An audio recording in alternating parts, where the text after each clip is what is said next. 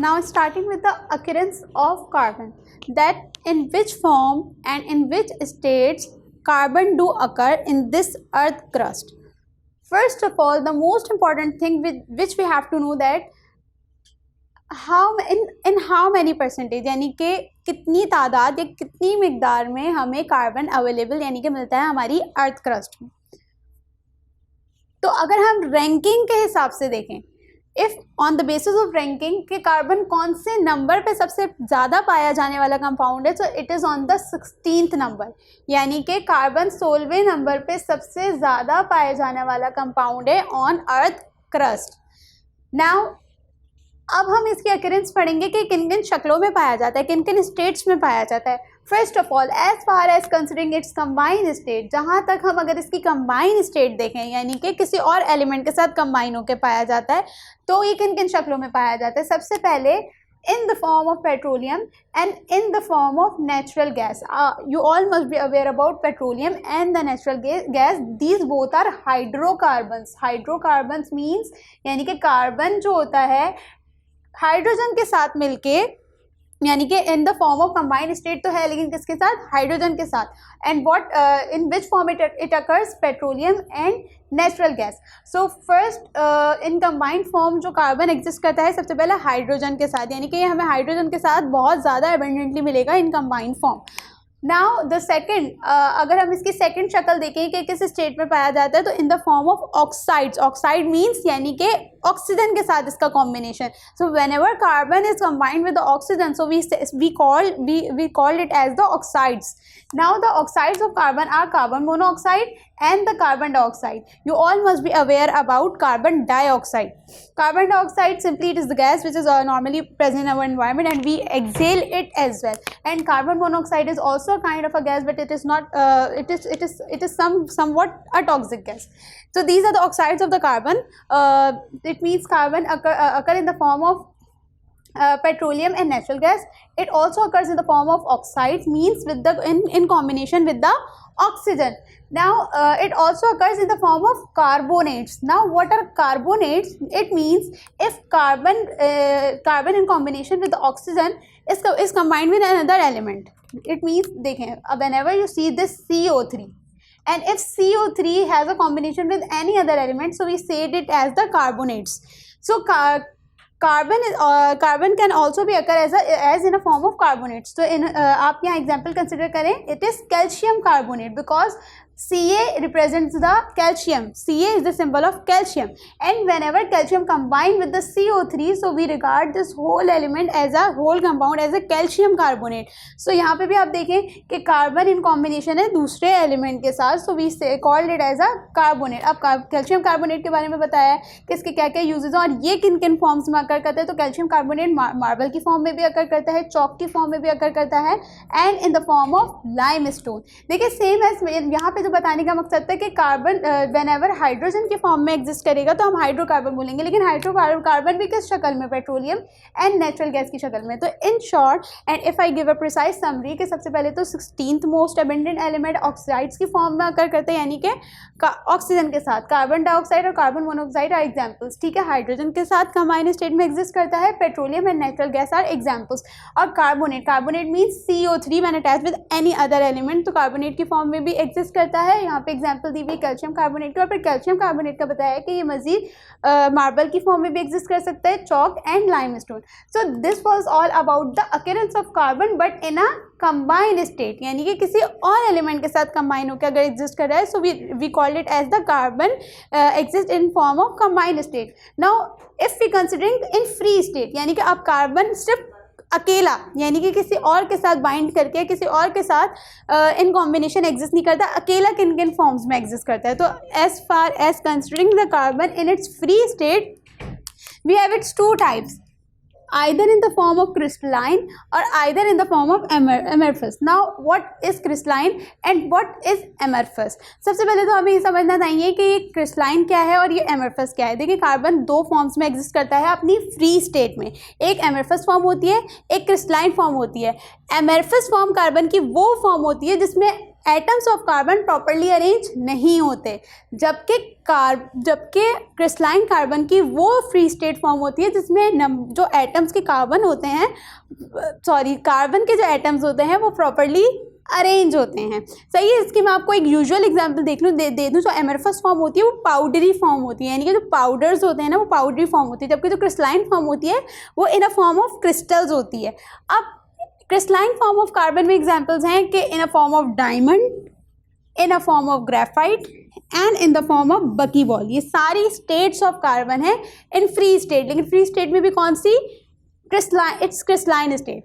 And if considering amorphous form of carbon, यानी कि अगर हम कार्बन की फ्री स्टेट में एमरफस फॉर्म को कंसिडर करें तो उसमें कार्बन हमें किन किन शक्लों में मिलेगा, यानी कि किन किन स्टेट्स में मिलेगा?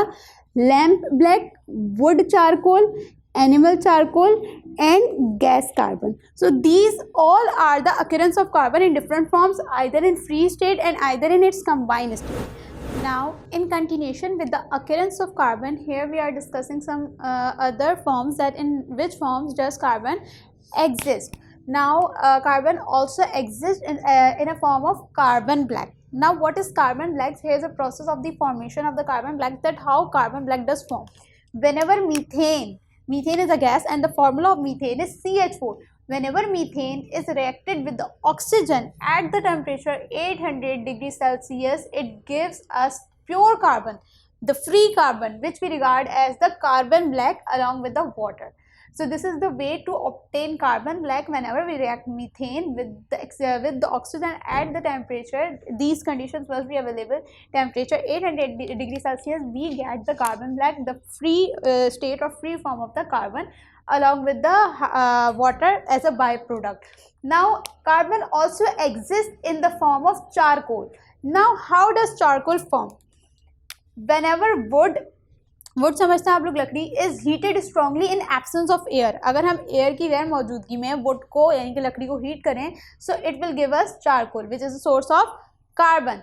अच्छा, अब ये इसका यूज़ बताया हुआ है कि हम इसे कहाँ का यूज़ कर सकते हैं चारकोल को। So it is use to remove bad tasting impurities from water, यानी कि वाटर में जो इम्प्योरिटीज़ मौजूद होती है, बैड टेस्टिंग इम्प्योरिटीज़, उनको रिमूव करने में भी ये चारकोल काम आता है। Now the coke another pure form of carbon. अच्छा, इन सब में से अभी तक हमने जितनी फॉर्म ऑफ कार्बन पढ़ी उनमें से purest form of the carbon is Coke. ये बात याद रखिएगा, एमसीक्यूज में भी पूछी जा सकती है। अगर आपको एमसीक्यूज दे दिया which of the following is the pure form of the carbon and आपको options carbon, black, charcoal, coke and coal दे दिया, so which would you mark? You will mark coke, it is the pure form of the carbon. And how does we obtain coke? Whenever we heat coal in absence of air, whenever we heat coal heated strongly in absence of air, it will give us coke. And what's the use of coke? It can be used in a metallurgical operations. Now what is metallurgical? The word metallurgical comes from the metallurgy. It means धातकारी, यानी कि metals को जो भी ऊपर operation होता है, metals के ऊपर जो भी काम होता है, हम उसको कहते हैं metallurgy. तो कोक जो होता है हमारा उस पर्पस में काम आता है। और कोक किससे बना? कोल से बना। एंड अल्टीमेटली कोक किस चीज़ की सोर्स है? कार्बन की सोर्स है। क्योंकि हम कार्बन पढ़ रहे हैं, कार्बन डिस्कस कर रहे हैं, तो हम वो तमाम सोर्सेज पढ़ेंगे या वो तमाम फॉर्म्स पढ़ेंगे जिनसे हमें कार्बन ऑब्टेन हो सकता है। Now the last is coal. It is also source of carbon, यानी कि ये कोल जो है it is also source of carbon, we can also obtain carbon from it. Coal, जिसको हम उर्दू में क्या बोलते हैं? कोयला। अब इसका जो बनने का प्रोसेस है वो बहुत ज़्यादा थोड़ा सा कॉम्प्लिकेटेड है, तो ज़रा गौर से समझिएगा। व्हेनेवर द प्लांट मटेरियल्स, देखिए जो डेड प्लांट मटेरियल्स होते हैं, जो प्लांट मटेरियल्स डेड हो जाते हैं यानी कि झड़ जाते हैं, वो जो प्लांट मटेरियल्स जो कि दरख्त से अब ऑब्टेन अटैच नहीं रहते, अब वो जो उसका डेड पार्ट्स होते हैं, जैसे कि ऑटम कहते हैं कि ख़ज़ां में पत्ते झड़ते हैं, तो जितना भी डेड डेब्रीज जो भी होता है प्लांट का, वो जब अंडर सॉइल, यानी कि अंडर सॉइल जब वो आपके जो अंडर सॉइल से रिएक्ट करता है तो इट विल अल्टीमेटली फॉर्म पीट। सही है, यानी कि प्लांट्स के जो डेड मटेरियल्स होते हैं और वो जब आपके सॉइल में मिक्स हो जाते हैं तो वो जो मिक्सचर होता है, वो जो मटेरियल बनता है वो कहलाता है पीट, which is soft and spongy. ये कोल बनने का प्रोसेस बता रही हूँ मैं कि कोल कैसे बनता है। तो वो आपके प्लांट के डेड पार्ट्स, यानी कि जो प्लांट के पार्ट्स बिल्कुल डेड हो जाते हैं उन्हीं से बनता है, लेकिन वो कैसे बनता है? कुछ प्रोसेसेस और कुछ स्टेजेस से होके गुजर के अल्टीमेटली हमें कोल मिलता है। तो सबसे पहले when plant parts react with the soil, they will form a material called peat which is soft and spongy. Then the further decomposition of peat, decompose बोलते हैं किसी चीज़ का हम बोलते हैं ना composition, compose करना, किसी चीज़ को बनाना, decompose यानी कि किसी चीज़ को तोड़ना. Now the further decomposition यानी कि peat की further decompose होने से, गलने से, सड़ने से, ख़राब होने से क्या बनता है? The brown coal which is also regarded as the lignite. The first step is the plant materials convert into peat. The peat is a soft and spongy material. Then the further decomposition of the peat will give us brown coal which is also regarded as a lignite. Now the next step, from the brown coal or lignite it turns into the soft और bituminous coal. यानी कि soft coal को आप bituminous coal भी कहते हैं और brown coal को lignite भी कहते हैं. ये बात MCQs में पूछी जा सकती है कि brown coal का दूसरा नाम क्या है, soft coal का दूसरा नाम क्या है, तो ये पता होना चाहिए. Now the last step यानी कि जो last step जो होता है जिसमें आपका coal properly prepare हो जाता है वो होता है हार्ड कोल और एंथ्रासाइट. यानी कि हार्ड कोल को क्या कहते हैं? एंथ्रासाइट. और anthracite is the hardest form of the coal, यानी कि जो सबसे सख्त फॉर्म होती है. Although these are also coal, brown coal, soft coal, लेकिन जो सबसे हार्डेस्ट यानी कि सख्त फॉर्म होती है वो एंथ्रासाइट होती है जो कि सबसे लास्ट में फॉर्म होती है. So this is the whole procedure of the formation of the coal. And why we are studying it? Because coal is the source of the carbon and here we are discussing what? Carbon. So first step is the formation of peat from the dead plant materials. Then further decomposition of peat will give us brown coal which is also called as lignite. Then the further step is the conversion of brown coal into soft or the bituminous coal.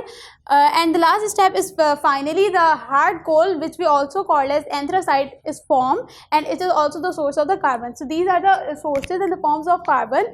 Carbon can also exist as a carbon black which will form from methane.